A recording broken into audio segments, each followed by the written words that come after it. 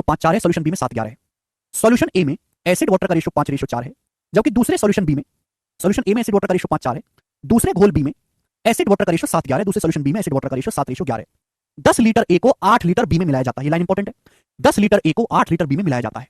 अब जब हमने मिलाया, जो घोल बना, 10 लीटर ए को 8 लीटर बी में मिलाया, जो रिजल्टेंट घोल बना, जो नया सॉल्यूशन बनाया, उस रिजल्टिंग घोल का हमने लिया 324 ml।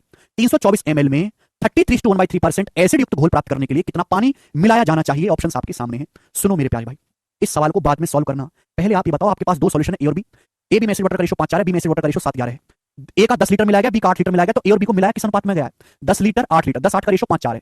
ए और बी को 5:4 के अनुपात में मिलाया गया है। तो आप मुझे बताओ कि अगर आप सॉल्यूशन ए और सॉल्यूशन बी को 5:4 में मिलाएंगे तो जो नया मिश्रण बनेगा, उस नए मिश्रण में एसिड वाटर का अनुपात क्या होगा? ये सवाल बताओ, जो अभी तक मैं पढ़ा रहा हूं वही है। देखो, ए का 10 लीटर मिला है, बी का 8 लीटर, तो मैं इनडायरेक्टली वे में कह सकता हूं कि ए बी की क्वांटिटी को 5:4 के अनुपात में मिलाया गया है। सबसे पहले इक्वल बनाओ, 5 4 9 है, 7 11 18 इक्वल बना लेते, इक्वल बनाने के लिए ऊपर 2 से गुणा, दोनों सेम हो गया, इक्वल इक्वल हो गया, 18 18। अब सेम हो गया मेरे दोस्तों, हमको क्या करना है? हमें ए बी को 5 4 के रेशो मिक्स करना है।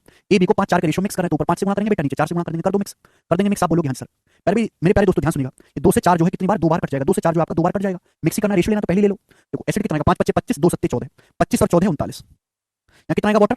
5 चौक 20, 11 दूनी 22, 20 और 22 42, 20 और 22 42। किससे कटेगा? 3 से। 3 से काटेंगे 13 रेशो 14 आ गया। 3 से काटेंगे कितना जाएगा? 13 रेशो 14।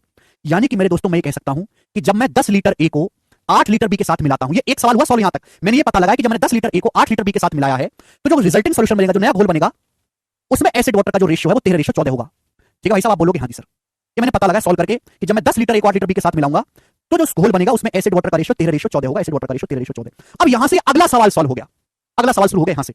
अगला सवाल में क्या बोला गया है? ये बोला है परिणामी घोल। परिणामी घोल कौन सा? ये वाला, ये परिणामी घोल है जिसमें एसिड वाटर का रेशियो 13 14। ये है परिणामी घोल, ये आपका रिजल्टिंग सॉल्यूशन है। ठीक है ना, ये आपका रिजल्टिंग सॉल्यूशन है, परिणामी घोल, जो ए और बी को मिलाने के बाद आया है। ठीक है, जिनमें एसिड वाटर का रेशियो कितना है? 13 14। अब बोला गया है परिणामी घोल के 324 मिलीलीटर में, इस घोल के 324 मिलीलीटर में 33:1/3% एसिड युक्त घोल बनाने के लिए कितना पानी मिलाना चाहिए? बोला है इसमें कितना पानी हम ऐड करें, इसमें हम कितना पानी ऐड करें कि एक ऐसा घोल बने जिसमें 33:1/3% एसिड हो। अगर 33:1/3%, 33:1/3% की फ्रैक्शन वैल्यू क्या होता है? 1/3। अगर 33:1/3% एसिड है, यानी कि अगर टोटल 3 है तो 3 में से 1 एसिड है, 3 में से 1 एसिड है, बाकी का 2 पानी है। यानी कि सवाल में बोला गया कि हमने रिजल्टिंग सॉल्यूशन का 324 ml लिया। 324 ml में कितना पानी हम मिलाएं कि एक ऐसा घोल तैयार हो जिसमें 33 सही 1/3% एसिड हो, 1/3 एसिड हो, 3 में से 1 एसिड हो, 2 पानी हो। कितना पानी मिलाना चाहिए? मैंने आपको रेशियो ही नहीं बताया था कि हमसे सवाल में पूछा गया पानी ऐड, कितना पानी ऐड करना चाहिए। हमने पानी ऐड किया, एसिड तो नहीं ऐड किया। तो जितना एसिड पहले था आज भी उतना ही एसिड होना चाहिए। ऐसे सवालों का लॉजिक है कि जो चीज हमने ऐड कर दी उसकी क्वांटिटी तो बदल जाएगी, लेकिन जो चीज ऐड ही नहीं करी वो तो सेम होनी चाहिए। एसिड तो हमने मिलाया नहीं। अगर पहले एसिड 13 यूनिट था तो अभी भी एसिड 13 यूनिट ही होना चाहिए। यहाँ तो 1 है, यहाँ 13 बनाना होगा। यहाँ 13 बनाने के लिए, 1 को 13 बनाने के लिए पूरे रेशियो को 13 से गुणा कर दो, 13 रेशियो 26 हो जाएगा, 13 से गुणा कर दो। यानी कि एसिड पहले भी 13 था, एसिड आज भी 13, एसिड क्वांटिटी सेम है, लेकिन पानी 14 से 26 हो गया। अगर वाटर 14 से 26 हो गया तो वाटर कितना बढ़ा? 12 यूनिट।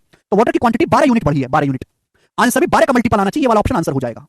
वाटर कितना बढ़ा? वाटर 14 से 26 यूनिट हो गया, वाटर बढ़ा 12 यूनिट। आप कहोगे सर सॉल्व कैसे होगा? हमने घोल का 324 ml लिया था। ये घोल कितना है? इस घोल में एसिड वाटर का रेशियो 13 रेशियो 14 है। इस घोल में एसिड वाटर का रेशियो 13 रेशियो 14 है। तो टोटल घोल है कितना? एसिड वाटर का रेशियो 13 रेशियो 14 है, तो टोटल है 13 + 14 27। टोटल घोल 27 यूनिट है। जबकि सवाल के अनुसार टोटल घोल लिया कितना है? 324 ml। रिजल्टिंग सॉल्यूशन हमने लिया कितना है? 324 ml। 27 के लिए 324 से कितने गुना? 27 से कम 27 बचा 5, 27 गुना 12 गुना। तो मेरे दोस्तों आपको पानी भी कितना मिलाना चाहिए? 12 यूनिट। 12 की वैल्यू भी 12 गुना होगी, 12 गुना 12 144 ml। तो आपको 144 ml पानी मिलाना चाहिए और यही सवाल का आंसर हो जाएगा। सी ऑप्शन करेक्ट है। तो इस सवाल में मेरे प्यारे भाई 2 क्वेश्चंस को मिक्स किया गया है।